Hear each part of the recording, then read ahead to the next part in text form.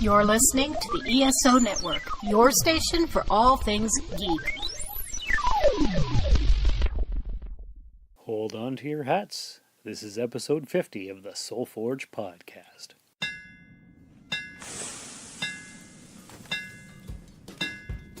Welcome to the Soul Forge, a place of silent mystery, quiet contemplation, and outright mayhem. Join your host, Sean Vanderloo, as he guides you through the adventures of living. Together, we'll talk about life and love, sex and dating, joy and heartache, memories and loss, and so much more. Don't worry, it's not nearly as pretentious as it sounds. Get ready for life, the universe, and everything on the Soul Forge.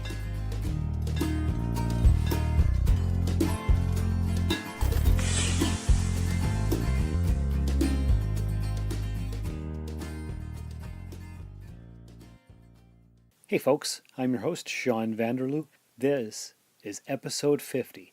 Quite a momentous occasion. It's a special episode. Is it special? I think it's special. A lot of times, people get into podcasting and fade away. It's called pod fade. It's an actual thing where you get all excited and gung-ho to do a show, and it may go on for 5, 10, 12, 15, 20 episodes, and eventually it just ends. And so, if you reach 50, you're doing pretty good. Here we are, episode 50. It's very exciting. As I was coming up with different topics, ideas, looking back over previous episodes, I thought to myself, why don't I revisit an earlier episode and maybe give an update on it? So that's what we're going to do today. First, I wanted to mention the positive feedback that I've received for my interview with Mediterra. Very exciting episode, longer than usual, but I haven't had any complaints about it. And I was talking to her again, and I just wanted to mention that she's excited to come back again in a later date to do some more episodes. She also told me she actually designs websites for people. That's one of her side projects, I guess. So if you're looking for a great website designer, look her up. Go to her Facebook page, Mediterra, or livatantric.life. All those links are in episode 49. You can find her there. Not sure when she'll be back on the Soul Forge, but looking forward to talking to her again. 25 episodes ago, I did minimalism as a topic. I talked about my goals, what minimalism is, how I learned about it, and so I figured that's what we will revisit on this week's episode. It seemed kind of fitting. Minimalism 25 and Minimalism 50. So here we go. Hey, podcast fans, Spotify is making it easy for you to stream this podcast and many others like it on your mobile device, desktop app, and smart speaker. Open the app on your mobile device or desktop, click on the browser channel, then click on the podcast section. You'll be able to stay thoroughly entertained during your commute to work, your drive home, and your downtime, thanks to Spotify. If you haven't heard episode 25, what I essentially talked about was the documentary that I discovered on Netflix a little more than a year ago now. It was, what was it called? It was called Minimalism, a documentary about the important things. I believe that's what it's called. And it should still be on Netflix. So who are the minimalists? Joshua Fields Milburn and Ryan Nicodemus. And they have a podcast as well called The Minimalists, and they have a blog and a website, and they go on tour, and they do a bunch of stuff. Last year, I just happened to catch their documentary and thought to myself, that seems like a worthy goal, minimalism. Just living a life that's well curated, only bringing in the things that have the most meaning to you, and getting rid of the clutter. If you haven't watched the documentary, I highly recommend it. I listen to their podcast, not every week. A lot of their episodes say the same thing over and over again. They tell the same stories. It's very good, and they have, I don't know, probably a million or two subscribers, which is awesome and a worthy goal. And I would love to have even 10% of what they have, but that's not the point. They have a lot of great messages, a lot of great stories. They just tell them over and over again, and I guess that's what you have to do to get your point across. So check them out if you haven't. After watching the documentary, I thought to myself, I would like to become a minimalist. And it's not something that's easy to do. You can't do it overnight, and especially with my compulsion to collect things and all the things that I already have, it's not easy to get rid of. So that's what I wanted to talk about this week. What I should have done is re-listened to episode 25 to see exactly what I said, but I didn't. So I'm just going to go ahead and talk about where I am, what I've gone through, what I've done, what I've learned, that kind of thing. But before I do, I just want to remind you again, you can listen to the SoulForge podcast on Spotify. You can go to my YouTube channel. Just look up Sean Vanderloo. You can subscribe there. You can find all the episodes on YouTube form. Actually, they're interspersed with episodes from my other podcast, The Rusted Robot. If you're not listening to that podcast, you should go check that out. That's more of a geeky flavor. And speaking of geeky flavor, we're here at the SoulForge. Well, it's just me. I always say we because it's a thing. I guess that's what I do. But anyway, I recently joined the Earth Station 1 podcast network. I guess it's been maybe a month now that I've been on that network. What I'm going to do right now, before I get into the big heavy topic on episode 50, Minimalism Revisited, is play a promo for one of the other podcasts on the Earth Station 1 podcast network. Here goes. My name is Brian Foster.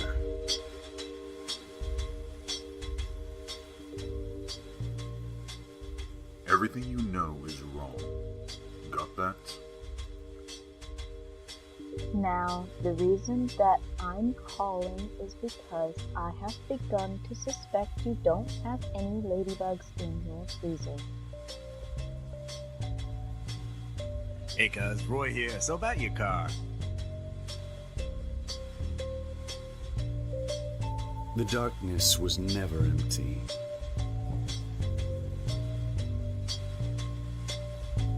There's this presence in my head.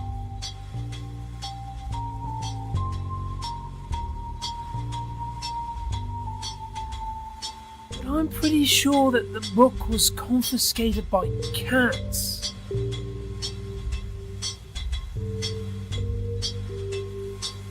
You're damn right we find a lot of bodies when Foster is around.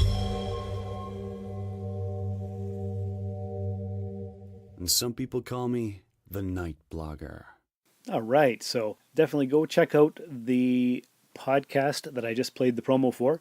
I don't actually know what promo I've played because I won't put that promo in until the editing process, which will happen sometime tomorrow. Go check them out. They're great. And back to minimalism. Okay, so in the beginning, when I first started the SoulForge podcast, I did a lot of research, found as many things as I could find, gave some Google definitions of different things, and that got to be a little bit heavy, tedious, not fun, not spontaneous, so I stopped doing it. And then I went to brief point form notes and so on. I still do that from time to time because, you don't want to miss any important points in the discussion, and it's especially hard to podcast by myself because on the Rusted Robot, of course, I have Josh and the gang, and here it's just me, unless I'm doing an interview show, like I did last week and the week before. Do you guys like when I do interview shows, or do you like these solo shows? How about some feedback? Email the podcast here, soulforgepodcast@gmail.com. Let me know what you think. Maybe you have some topic ideas. Maybe you'd like to be a guest on the show. Definitely go ahead and message me there. Or you could just send me a quick tweet at SoulForgePod on the Twitters. Going against everything I said, I did find something really cool. I was just looking up principles and tenets of minimalism and different things just to give a brief rundown or a refresher to myself. And there was a guy named William Strunk Jr. who wrote in The Elements of Style, which was some kind of book I haven't read, and it fits really well with minimalism. Basically, what minimalism is, it boils down to omitting needless things. Actually, his quote in the book was omit needless words, because he was, of course, talking about writing, but it does apply to the minimalist lifestyle. And the website that I am quoting from here took a quick paragraph from the Elements of Style book that this William Strunk guy wrote, and it says, A sentence should contain no unnecessary words. A paragraph, no unnecessary sentences, for the same reason that a drawing should have no unnecessary lines, and a machine no unnecessary parts. This requires not that the writer make all his sentences short, or that he avoid all detail and treat his subjects only in outline, but that every word tell. So what does all that mean? Basically means if you're going to be a minimalist, you get rid of the unnecessary things. So, for example, when it comes to your possessions, you look around, and is everything that you own important to you? Can you get rid of anything? Keep only the things that really matter? And if we bring it back to editing yourself, you edit vigorously until you've whittled it down to the minimum for the life that you want to live. That doesn't mean you have to get rid of everything. It just means you keep the important things, things that give your life meaning. And of course, when it comes to buying stuff, it's a waste of time to reduce your possessions at home if you just buy a bunch of more stuff. What's important, and this is the most important thing, is being content with your life, not with your stuff. And really, I guess that's what it comes down to. That's what I've been finding watching that documentary. I've watched it 2 or 3 times now. I've listened to maybe 2/3 of the podcast episodes that the Minimalists have done. They've written, I believe, 3 books, which I have never come across. I would like to read those. Actually, a lot of times in their podcast, they'll get email listeners or callers that call into their line that they have set up for that. And they'll often send a copy of one of their books to the writer or the caller. And then they always say, of course, after you've read the book, make sure you minimize it and give it to somebody else who could use it. When it comes right down to it, minimalism means you keep the most important things. Get rid of the things that don't cause you joy, that don't matter in your life, that are unnecessary to your happiness or the life that you want to live. So I watched that documentary. I immediately went on Facebook and says, I think I want to be a minimalist. And of course, I got all kinds of negative reactions because people who know me know that I have a lot of stuff. I have been a collector pretty much my entire life. I have a vague memory of going through my dresser at the age of maybe 3 or 4 because I had a junk drawer full of my collections, and I think it was a 5-drawer dresser, and one of the drawers just had stuff in it that I was collecting, even at that young age, before I was really fully conscious. So I've always had stuff. I've always collected things. When I was younger, I had started a rock collection. I've always had toys. I've still got an R2-D2 action figure from the time I was 7. Pretty much anything that you could collect, I started collecting at various ages of my life. Tapes, CDs, movies, records, laser discs. I remember I had a paperclip collection at one point, dinky cars. Oh, beer bottle caps. I used to have a gigantic box of beer bottle caps. Why? I don't know. Just because I did. I was a compulsive collector. It didn't matter what I collected. I used to collect baseball and hockey cards, and I didn't watch the sports. I didn't play the sports. I didn't even care for the sports, but it was something that I could obsessively collect, and so I did. If you're loving this podcast, you should tell a friend about it. Spread the word about podcasts you think they would enjoy. There's something for everyone, from entertainment and lifestyle to news and politics and more. Share it on social media. Believe it or not, some people don't know how great podcasts are, or even how to find and listen to them. You can help change that with a click. Tell your friends about your favorite podcast. Thanks for spreading the word. So now what? What am I doing? Well, for the last year and a bit since I've watched the documentary, my collecting has gone almost completely away. If I think back the last year, I don't believe I've purchased any action figures from any stores. I was collecting the Starship of the Month collection because I'm a big Star Trek fan. I had subscribed to Eagle Moss Starship Monthly, and I was getting 2 Starships a month, and they were coming in the mail pretty regularly, and for whatever reason, they stopped shipping to Canada. So I think there's like 150 ships in the collection, and I have 40 something of them, but I can't get any more. I would really like to complete the collection, but I can't because they don't sell them here. I could go through other means like eBay or comic book stores or whatever, but I'm not relentlessly pursuing it. I think it would be great if I could, but that's almost a non-self-imposed minimalistic aspect of things. I'm not sure if those are even the right words or if that even make any sense. But basically, I've been forced to stop collecting starships because I can't do it. If I could, I probably would still collect them, but I can't. But other than that, I've been getting Old Man Logan comic books, and I've just started a 10 series run of the RoboCop comic books, but that's only 10. So really, that's it. That's all I've purchased in the last year or so. This is Kitty from Jump City Comics, and you're listening to the Soul Forge podcast. Forge your soul. What else? A month ago, we had the Northern Ontario Expo Comic-Con Timmins, and I had a booth to sell part of my collection. And maybe I've told this story on the podcast before, can't remember, but I wanted to start downsizing my stuff. It's not easy because I've got so many things. Probably 25 totes of collectibles and books and ornaments and you name it, and I've got it. So I brought a ton of that stuff over to the expo, set up a booth, sold some stuff, which was great. I didn't sell everything, and I could have sold more. I could have sold the rest of everything I had to a guy who wanted to buy it for his store, but he only wanted to offer about a third of what I wanted for it. So of course I didn't do it. Would have reduced my stuff, but I wouldn't have felt right because I'd like to get rid of my things, but I don't want to feel like I've been ripped off either. Because I could just donate all the toys, all the collectibles, everything, but then 25 years, 35 years, whatever it is, worth of collecting and spending all that money, and it's gone, and I have nothing to show for it. Not that I need full retail value. Some of the stuff has gone up in value, some of it hasn't. Doesn't really matter. Needless to say, I made some money and got rid of some stuff, and it felt good. It was hard to let some of that stuff go because, I'm a collector, and that's what I do. But it's also cathartic. I think that's the right expression.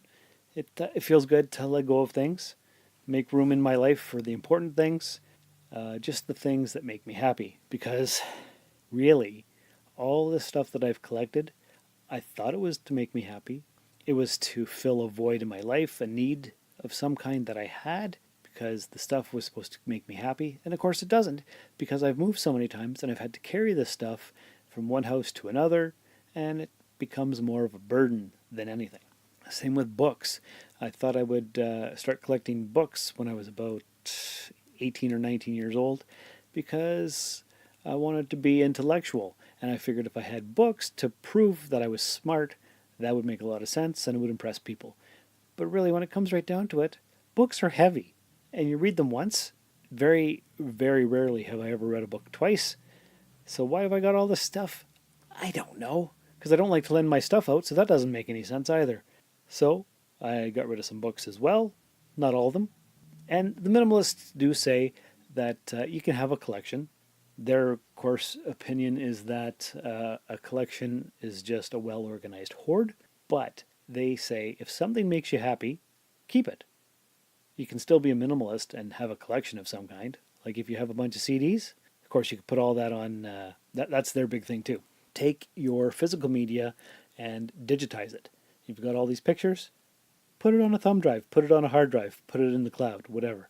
Get rid of the pictures, just have the digital files.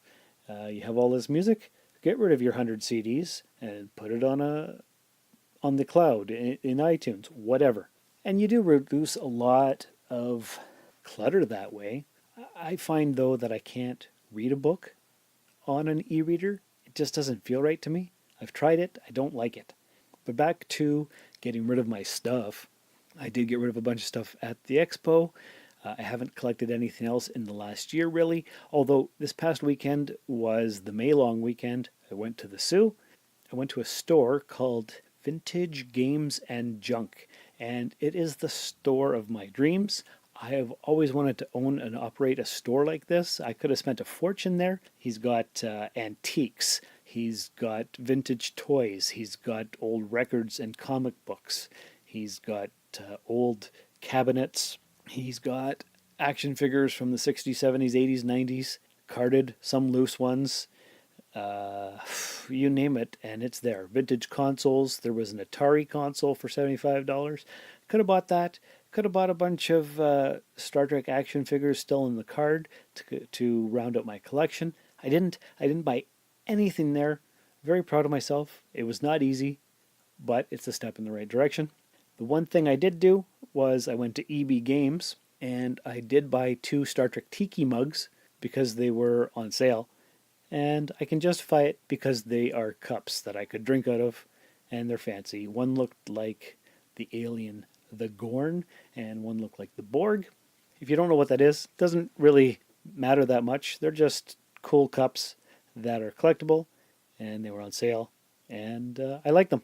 And that's the thing about minimalism. If something brings joy to your life, then it's okay to have. For the most part, a minimalist like Ryan or Josh from the Minimalists would not have a bunch of stuff. They have their couch and their table and their chairs, and they may or may not have a TV, and they might have some books, but they get rid of stuff. They try not to have a junk drawer. They try not to have just-in-case items. They have just what they need and nothing that they don't, which is great. I think the Ryan guy, he has a fondness for snowboarding, so he's got a lot of snowboard stuff. Does that make him not a minimalist? No, it doesn't, because snowboarding gives him joy. So, of course, he needs all the equipment to go snowboarding. So that's okay to have. So it's not an austere lifestyle. It's not one of privation. Is that the right word? Where you deprive yourself of stuff? No. You can have what you like and whatever makes you happy. You just don't go out and buy a bunch of needless crap. And so I have got tote upon tote of collectibles left over. And as the years go by, I'm going to slowly try to pare down the collections, get rid of as many things as I have. Over the last year or so, I know that I have gotten rid of, I think, 3 garbage bags of extra clothes. And it wasn't extra, it was just clothes that I had that sometimes I wore and sometimes I wore them rarely, but I didn't wear them enough and I didn't need them. So I think I gave them all to my son, actually. So between him and his stepdad, they wear all my old clothes, and I say, hey, that's a nice shirt, son. Where'd you get that? From you, Dad. So that's cool. He likes all my old geeky shirts. And I've still got, just looking over there across the room, I have got 3 piles of t-shirts, and there's probably 15 in each pile. And I could probably get rid of more of those too. Do I really need 40 or 50 shirts? Not really. I probably wear 7 or 8 of them regularly, and the other ones not so regularly. So, like the minimalists say, just keep your favorite things. Just the ones that make you happy, whatever gives you joy. So I could get rid of probably another 30 shirts. I was looking earlier today. I've got 12 pairs of jeans. And I maybe wear 2 or 3 of them on a regular basis because the other ones either they don't fit properly or I don't like the way they look. So really, I should just get rid of them. I haven't yet, and I don't know why. And going through my shoes, I've got a lot of shoes. I've got 3 pairs of running shoes, but I'm a mailman, and so I need a good pair. I need a pair that I can wear when it's raining, and I have another pair just in case, which I should probably get rid of. I've got 2 pairs of Crocs, 1 classic style and 1 loafer type shoe. I've got a black pair of dress shoes. I have got 2 pairs of brown dress shoes. I've got a pair of sandals, another pair of sandals, and a pair of flip-flops, and a pair of closed-toed sandals. I think I've got 3 pairs of winter boots. I could probably get rid of at least 4 more pairs of whatever of that. So I've got a lot of stuff. I've probably got 15 jackets, because you need a lot of jackets, right? You need your winter jacket, you need your spring jacket, you need your heavy spring jacket, you need your raincoat, and then I've got my extra stuff from work. So I've got a winter coat for work, I've got a windbreaker for work, I've got a spring jacket, I've got a heavier winter coat. So does that count? I think that's work clothes, right? So That's different. But needless to say, I have a lot of stuff. I've still got a long way to go. I have a lot to get rid of, but it's coming along. The first step was realizing I had a problem. The second thing was being able to let go of a few things. And then I was able to sell a bunch of stuff. And I'm slowly doing that as the time goes on. So really, how am I doing? I think I'm doing okay. I wasn't sure I was going to be able to do anything actually, because it's hard. It's hard to get rid of things because, and I don't know why this is, I have a very deep sentimental connection to my things. My mom had it. Both my mom and dad were collectors of things. It's just something that's the way I was raised, I guess. It's in my nature. It's in my DNA. My youngest brother, Robin, who does the Space Jam podcast, he's the same way. He's got as many shirts, if not more, as I do. He's a big collector of Ninja Turtle and wrestling stuff. But the middle brother, Curtis, he doesn't do a podcast, and he doesn't collect stuff. So somehow he missed all those issues, which is great for him. So yeah, I'm slowly trying to pare back my stuff. I've stopped collecting, except for a few random things here and there. And I think I'm doing okay. What do you guys think? Do you want to buy some stuff? I've got lots of stuff.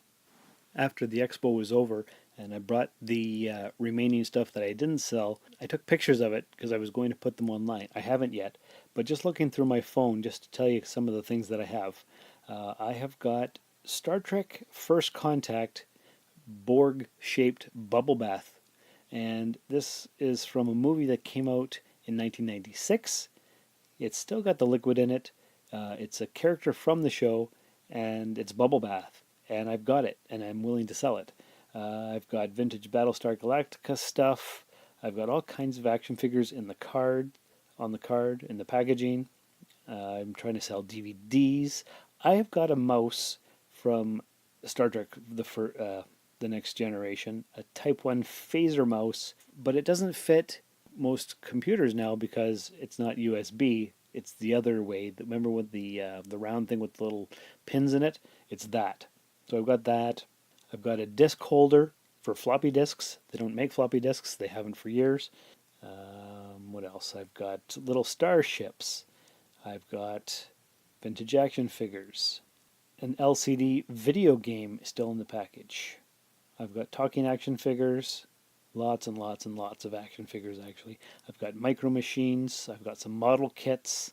I've got Star Trek burner covers for your stove. A set of 4 burner covers with kind of a Star Trek Starfleet logo on it. I've got Heroes action figures. I've got a bunch of Pez. You name it, and I've probably got a version of it somewhere.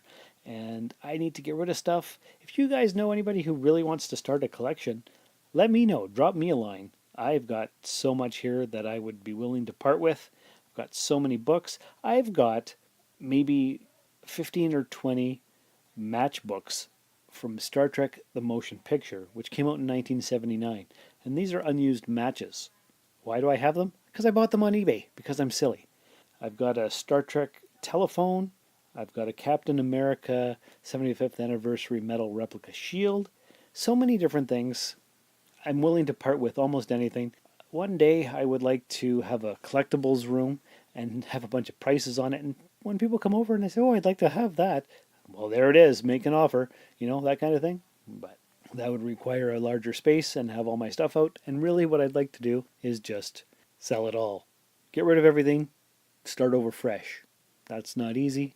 So I'm doing it piece by piece, little by little. And eventually it'll all be gone.